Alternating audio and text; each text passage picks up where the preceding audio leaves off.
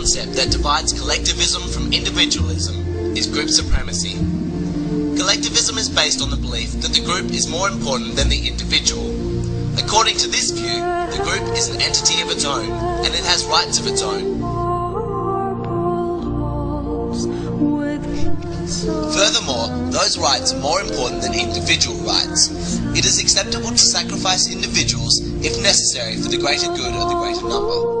Who can object to the loss of liberty if it is justified as necessary for the greater good of society? The ultimate group is, of course, the state. Therefore, the state is more important than individual citizens, and it is acceptable to sacrifice individuals, if necessary, for the benefit of the state. This concept is at the heart of all modern totalitarian systems built on the model of collectivism. Individualists, on the other hand, argue that there is no such thing as a group. You can't touch a group, you can't see a group. All you can touch and see are individuals. The word group is an abstraction that doesn't exist as a tangible reality. It's like the abstraction called forest. Forests don't exist, only trees exist. Forest is the concept of many trees.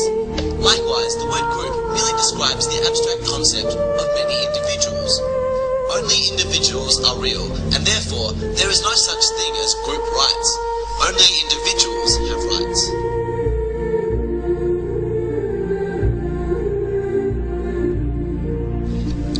Just because there are many individuals in one group and only a few in another does not give a higher priority to the individuals in the larger group, even if you call it the state. A majority of voters do not have more rights than the minority. Rights are not derived from the power of numbers. They do not come from the group. They are intrinsic with each human being. When someone argues that individuals must be sacrificed for the greatest good of society, what they are really saying is that some individuals are to be sacrificed for the greater good of other individuals. The morality of collectivism is based on numbers. Anything may be done so long as the number of people benefiting is supposedly greater than the number of people being sacrificed. I say supposedly because, in the real world, those who decide who is to be sacrificed don't count fairly. Dictators always claim that they represent the greater good of the greatest number, but in reality, they and their support organizations usually comprise less than 1% of the population. The theory is that someone has to speak for the masses and represent their best interest, because they are too dumb to figure it out for themselves. So collectivist leaders, wise and virtuous as they are, make the decisions for them. It is possible to explain any atrocity or injustice as a necessary measure for the greater good of society. Many totalitarians always parade themselves as humanitarians.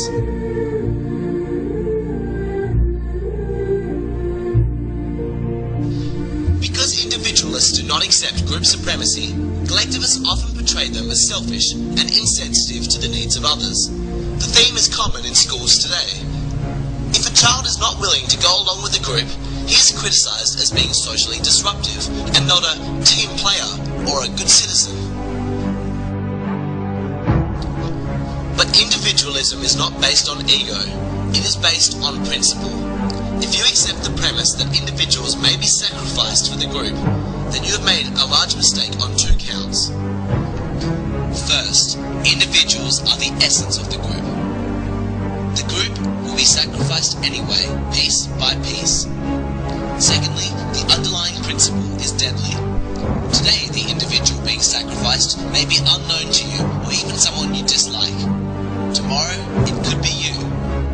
It takes but a moment's reflection to realize that the greater good for the greater number is not achieved by sacrificing individuals, but by protecting individuals.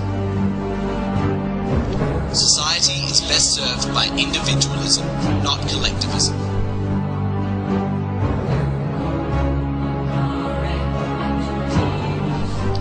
We are dealing here with one of the reasons people make a distinction between republics and democracies. In recent years, we have been taught to believe that democracy is the ideal form of government. Supposedly, that is is what was created by the American Constitution. But closer examination of the documents and speech transcripts of the men who wrote the Constitution, you find that they spoke very poorly of democracy. They said in plain words that democracy was one of the worst forms of government, and so they created what they call a republic. That is why the word democracy doesn't appear anywhere in the American Constitution, and when Americans pledge allegiance to the flag, it's to the republic for which it stands, not the democracy. The reason this is important is that the difference between a democracy and a republic is the difference between collectivism and individualism. In a pure democracy, the majority rules.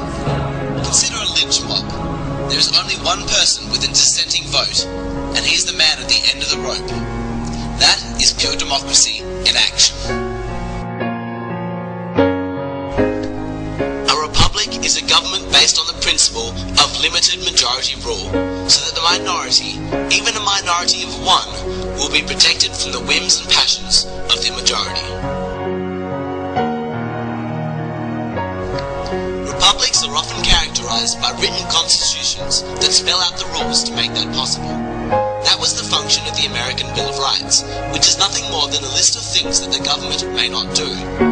It says that Congress, even though it represents the majority, shall pass no law denying the minority their rights to free exercise of religion, freedom of speech, peaceful assembly, the right to bear arms, and other unalienable rights.